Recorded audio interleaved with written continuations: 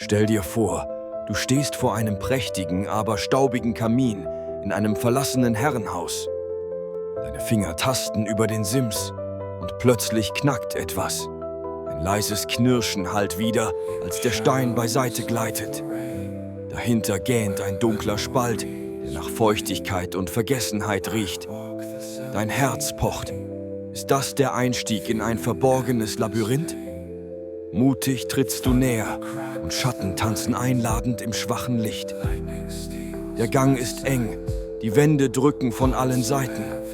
Zwängst dich hindurch, Fackel in der Hand, die flackerndes Licht wirft. Schatten huschen voran, als ob sie dich leiten, flüstern alte Geschichten. Der Boden knirscht unter deinen Schritten, feuchte Luft klebt an der Haut. Jeder Meter fühlt sich wie eine Ewigkeit an, doch die Neugier treibt dich vorwärts. Plötzlich endet der Pfad in einer kleinen Kammer, beleuchtet von einem fernen Schimmer. In der Kammer stapeln sich vergilbte Pergamente in einer Nische, umhüllt von Staub und Spinnweben. Deine Hände zittern, als du den ersten Brief herausziehst. Die Tinte ist verblasst, doch die Worte springen hervor. Flüche, die Generationen heimsuchen.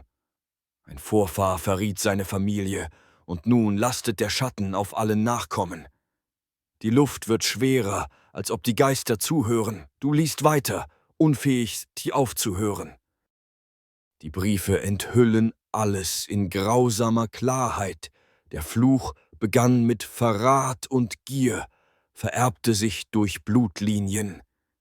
In klaustrophobischer Nähe siehst du die Worte tanzen, Namen, Daten, Drohungen. Deine eigene Familie? Die Verbindung trifft wie ein Blitz, die Schatten scheinen näher zu rücken, flüstern Warnungen die. Du verschließt die Briefe hastig, doch das Wissen brennt sich ein, der Gang ruft dich zurück, aber das Geheimnis ist nun dein.